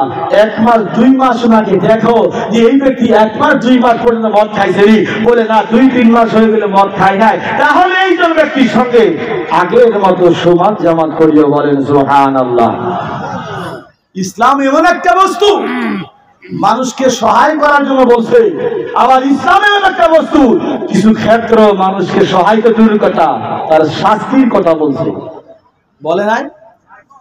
বলছে কি না? মানুষ একটা না খায় যদি মরে তারে খিলাবের কইছি, আবার এমন টাইম আছে অনেক খানা দিও না। রমজান মাস রোজা রাখে নাই, তাহলে সেই ব্যক্তিকে আমরা খানা খিলামো না। কেন? রোজা রাখা ফরজ, তুই আল্লাহর হুকুম মস্কারি বিলে ভাইবা রাখোস নাই, তোরে ভাত খিলামু, তুই মইরা যা, তোরে খানা দেওয়া যাব না। কিন্তু আরো যে গরিব মানুষ তোমার বাড়ির পাশে না খায়া মরতাইছে, তোমার জন্য ফরজ নামাজ পড়া যেমন ফরজ, ওই মুসলমানকে 1 লুকমা খাদ্য দিয়ে তার জীবনটা বাঁচানি ফরজ। বলেন সুবহানাল্লাহ। আজকে ইসালে সাওয়ার জন্য হাজার হাজার মানুষ খানা খাবো না, খানা খাবো না। তাহলে আল্লাহ রাসূলের একটা হাদিস, যেই জায়গায় 40 জন মুসলমান থাকে ওই জায়গায় আল্লাহর একজন ওলি থাকে। বলেন সুবহানাল্লাহ। এই যে খালি 40 জনই আছে গো, বুজুর্গ বান্দা একজন হলে আছে, সকলের দোয়া আল্লাহ কবুল করে না। আমার আল্লাহ বলে তোমার বাড়িতে 10 জন মানুষ আছে, 10 জনের ওসিলায় আমি বরকত দেই না, 10 জনের ভিতরে একজনের ওসিলায় আমি আল্লাহ তাআলা 10 জনের পালনের ব্যবস্থা করি। বলেন সুবহানাল্লাহ। ওইটা কারা তোমরা জানো না? ছেলেও হইতে পারে, মেয়েও হইতে পারে, বিবিও হইতে পারে, তুমিও হইতে পারো। একজনের ওসিলায় তোমার পরিয়ালটা আমি আল্লাহ তাআলা রিজিক দান করি। বলেন সুবহানাল্লাহ। আমাদের দোয়া কবুল হবে একজনের ওসিলায়। এটা বলে আবার কে? বিশ্রামের দরকার নাই। 40 জন ব্যক্তির ভিতরে একজন ওলি। আবার ওলি 2 প্রকার, একটা হলো মুরিদ করা, সেও ওলি, তাই না গো? আরেকটা ওলি উনি মুরিদ করার দরকার নাই, আল্লাহর প্রেমিক, আল্লাহ ওনার সঙ্গে কানেকশন, আল্লাহকে উনি খুশি করছে আর ওইজন বান্দা আল্লাহরে খুশি করছে। আমার আল্লাহ বলে ওই ওলি আমার প্রেমিক যেই বৈঠকে বসবো সমস্ত ব্যক্তির দোয়া আমার প্রিয় বান্দার খাতিরে আমি কবুল করে নেই। বলেন সুবহানাল্লাহ। তোমাদের দোয়া তো আমি কবুল করতাম না, তো আমি আল্লাহ তোমাদের মুনাজাত কবুল করতাম না, কিন্তু যেইজন বান্দা আমার ইবাদত করে করে আমারে খুশি করে দিয়েছে ওইজন বান্দার খাতিরে, ওইজন বুজুর্গ বান্দার খাতিরে গুনাহগার বান্দার গুনাহ আমি মাফ করে দেই। বলেন সুবহানাল্লাহ। এটা বলছেন 1 নম্বর, গাঞ্জা ভাঙ মদ খাওয়াটা কি হারাম। সরকারে একটা নিয়ম দিছে, এগুলা খাওয়া নিষেধ কইছে না গো? কইছে কি না? আরে ভাই মোবাইল খুলে দেখেন কত গাঞ্জা ভাঙ মদ খানাওয়ালা মার খাইতেছে মুসলমান, অসম্মানী হইতেছে, দেখা যায় না? এগুলা দেখা যায় কিনা? আল্লাহ বলে যেই কাম করলে মুসলমান বেইজ্জতি হয়, যেই কাম করলে মুসলমানের ইজ্জত যায়, যেই কাম করলে মুসলমান সম্মান হারা হয়, সেই কাম মুসলমানের জন্য হারাম। উদাহরণ সুন্দর করে বুঝাই দে, তোমাদের হাট সিঙ্গিমারি বাজারে কয়জন মুসলমান গায়রে মুসলিম জুয়া খেলাইতেছে? কি খেলাইতেছে? জুয়া। 5 জনের খেলার বাকি 10 জনের যায় থেকে দেখতেছে, ওই 10 জন কিন্তু খেলাই না। হাটের মানুষ কি ভাববো? হাটের মানুষ ভাববো জুয়ার আড্ডাতে যে কয়জন আছে সবাই জুয়া খেলাইতেছে, তাই ভাবো না গো? তো আমার নবী বলেছেন যেই জায়গায় গেলে তোমার শরীরে দাগ লাগবে, যেই জায়গায় গেলে তোমার শরীরে বদনাম আসবে। মদের আড্ডাতে গেলে মদ না খাইলে ওই জায়গায় খাড়ায় থাকলে তোমার শরীরে বদনাম আসবে। কি জানি মদ খাইনি কি সেই জন্য গেছে। জুয়ার আড্ডায় গেলে যদিও তুমি জুয়া না খেলাও, খালি কিভাবে খেলায় দেখতে যাও, একদিন দুই দিন দেখতে দেখতে তোমার কলব পাল্টি মারবে, শয়তানে তোমারে পাল্টাইবে, তোমারে লোভ দেখাইবে। তুমিও 10 টাকা ধরো, আজকে 10 টাকা, কালকে 10 টাকা করতে করতে তোমার সমস্ত সম্পত্তি শেষ হয়ে যাব। তুমি ধ্বংস হয়ে গেলা, পরিবার ধ্বংস হইল, ছেলে মেয়ের ওয়ারিশ পর্যন্ত ধ্বংস করে দিলা। আমার আল্লাহ বলেছে ওই সমস্ত খারাপ কামে তুমি যাও না। যেই জায়গায় গেলে তোমার সম্পত্তি নষ্ট হয়ে যায়, যেই জায়গায় গেলে তোমার সম্মান থাকে না, যেই জায়গায় গেলে তোমার ইজ্জত নষ্ট হয়ে যায়, যেই জায়গায় গেলে তুমি বদনাম হয়ে যাও, ওই পদের আড্ডায় তুমি যাও না, জুয়ার আড্ডায় তুমি যাও না। তোমার জায়গা হইল, তোমার যদি কোনো কাম নাই, বাড়িতে বসে থাকো, তবুও তুমি হারাম কামে থেকে বাঁচতে পারবা। জোরে বলেন সুবহানাল্লাহ। আমার নবী বলছে তোমার যদি কোনো কাম নাই, বাড়িতে বসে থাকো, ফালতু ব্যক্তির সঙ্গে ঘুরিও না। ফালতু ব্যক্তির সঙ্গে ঘুরলে কোনো কোনো ক্ষেত্রে ইমান থাকবে না, কোনো কোনো ক্ষেত্রে গুনাহ কবিরা হবে, কোনো কোনো ক্ষেত্রে তুমি বদনাম হয়ে যাবা। তোমার যদি কোনো কাম নাই, বাড়িতে ফ্যামিলির সঙ্গে তুমি সহযোগিতা করো, ছেলে মেয়ের সঙ্গে ফুর্তি করো, বিবি বাল বাচ্চার সঙ্গে ফুর্তি করো, তোমার কোনো গুনাহ হবে না, কোনো বদনাম হবে না। কিন্তু খারাপ ব্যক্তির সঙ্গে উঠা বসা করিও না। খারাপ ব্যক্তির সঙ্গে যদি উঠা বসা করো, নিশ্চয় তোমার শরীরে দাগ লাগবে, তোমার শরীরে বদনাম আসবে। একবার বদনাম হয়ে যাওয়ার পরে এই বদনামটা আর মুছানোর রাস্তা থাকবে না। সবাই বলেন সুবহানাল্লাহ। আপনারা আলিমকে ভালো পান তো? আলিমকে ভালো পান? আর তুলে দেখান কারা ভালো পান আলিমকে? আলহামদুলিল্লাহ, কতটুকু ভালো পান আমি বুঝাইতেছি। আলিমকে কিভাবে ভালোবাসতে হবে বাবা?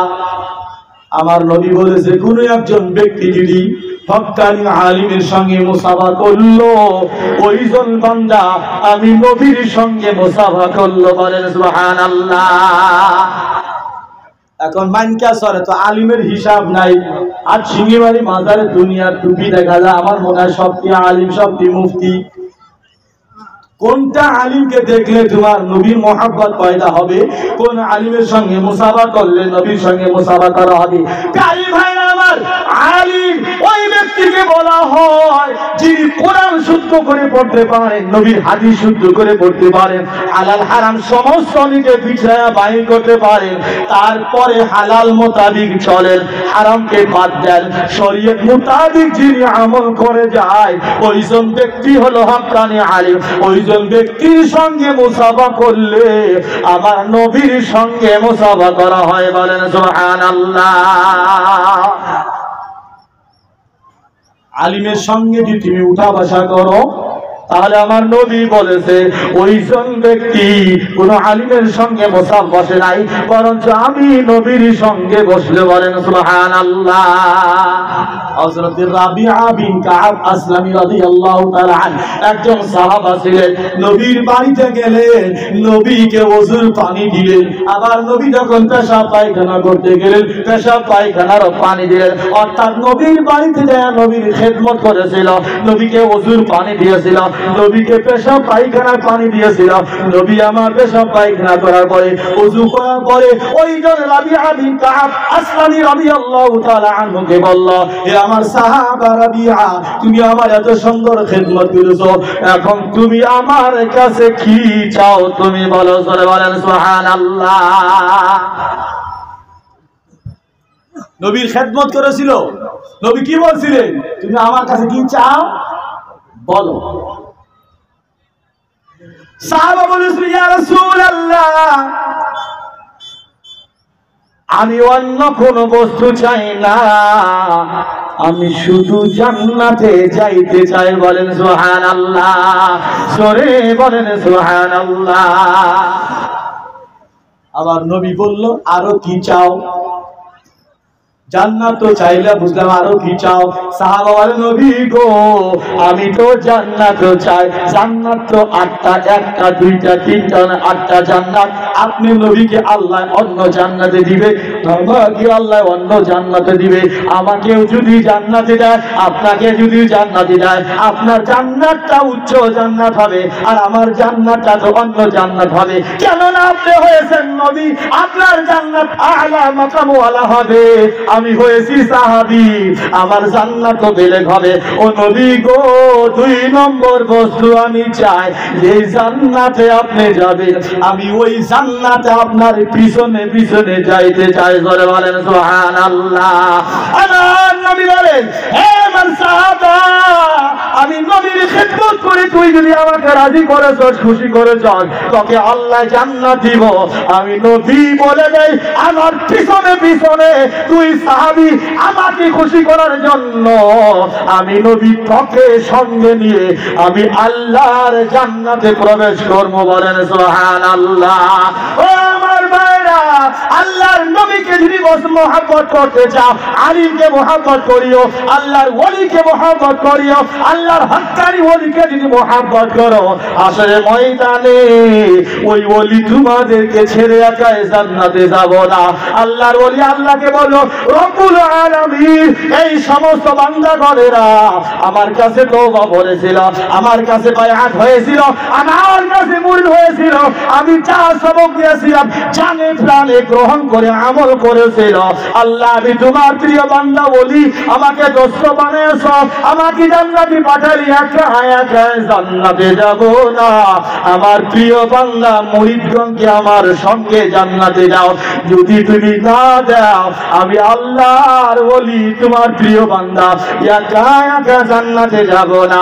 আমার নবী বলে ওইজন বুজুর্গ বান্দার ওসিলায় ওনার সমস্ত মুরিদানকে আল্লাহ ওলির পিছনে পিছনে জান্নাতে যাওয়ার সুযোগ দান করে দিবে। বলেন সুবহানাল্লাহ। আল্লাহুম্মা সাল্লি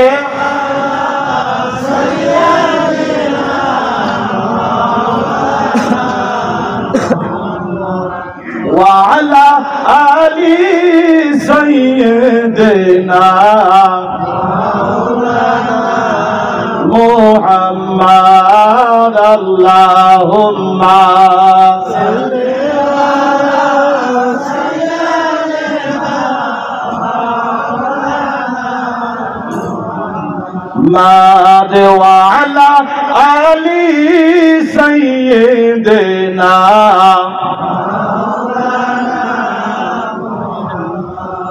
তাহলে জানা গেল আল্লাহর ওলির সঙ্গে মুহাব্বত করলে নবীর সঙ্গে মুহাব্বত করা হয়। সবাই বলেন সুবহানাল্লাহ। ওলি ওইজন ব্যক্তিকে ধরা লাগে যার ভিতরে কোরআন ও হাদিসের উচ্চ শিক্ষা আছে। আমি নিজেই যদি না জানি আমার ছাত্রকে আমি কি শিক্ষা দেব? কথা বুঝাইছে?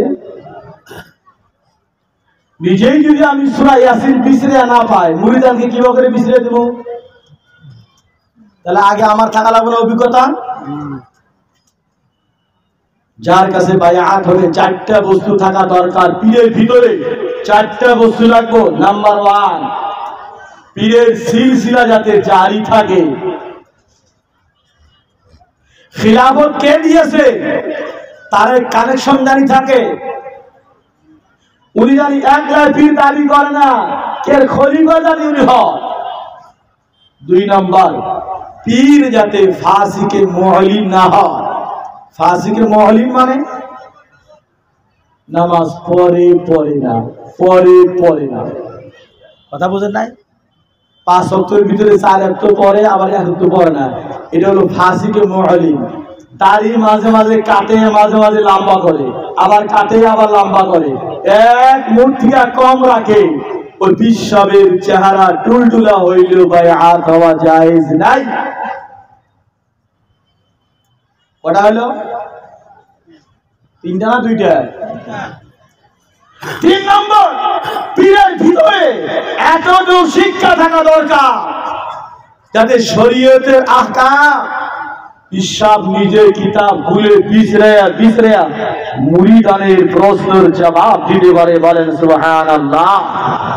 4 নাম্বার হলো পিসাব যাতে পরহেজগার হয়। কি হয়? কি হয়? কিছুগুলো বন্ধ পিসাব আছে। বন্ধ পিসাব ছিলেন মহিলাদের সঙ্গে মুসাফা করে। সবাই ধরে বলেন নাউযুবিল্লাহ। আমরা মুসলমান না? কথা বলেন। কোরআনে যা বলছে, নবী যা বলছে তাই মানার নাম হলো মুসলমান। নবী আমার বায়াত করতেন মহিলাকে হাত দিয়া নয়, মহিলার হাত ধরে বায়াত করতেন না। নবীর জীবনে কোন কিতাবেও পাওয়া যায় না যে আমার নবী মহিলার সঙ্গে মুসাফা করেছে। মহিলার সঙ্গে যদি নবী মুসাফা করে নাই, তুমি বিশ্বাস কিভাবে মুসাফা করো? কথা বুঝাইছে?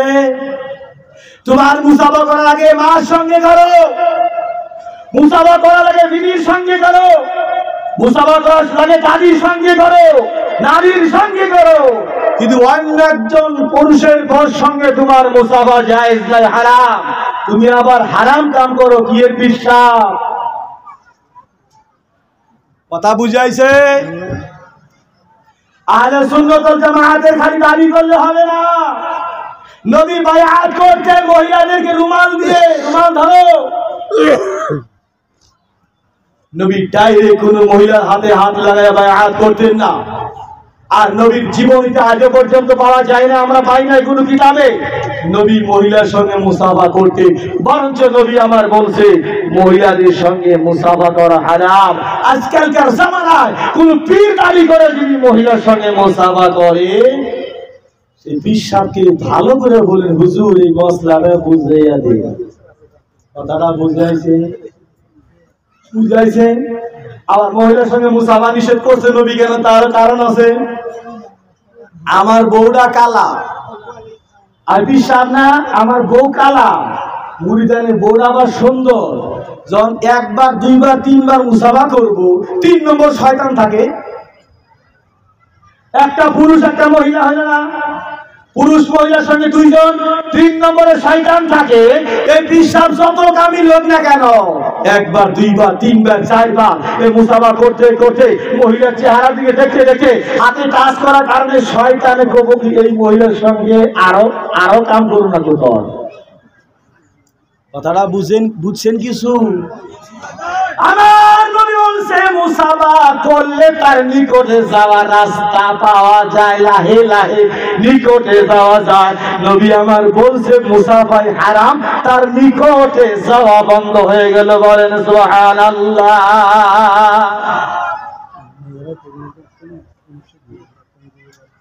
আমার মা বোনেরা, বারে বারে আপনাদেরকে বলা হয়েছে মহিলাগণ পুরুষের প্যান্ডেলে আসবেন না। বারে বারে নিষেধ করা হয়েছে যারা আসছেন পুরুষের প্যান্ডেল থেকে বাইর হয়ে যান। তাহলে কি বলছিলাম? নবী আমার বায়াত করতেন রুমাল দিয়ে, হাত ধরে নয়। নবী আমার কোন মহিলার সঙ্গে মুসাফা করেন নাই। আজকে যদি কোনো পিসাব মহিলার সঙ্গে মুসাফা করে, ভাইরা আমার, আমি একটা কথাই বলতে চাই, ওই পিসাবের কাছে কোরআন ও হাদিসের শিক্ষা নাই।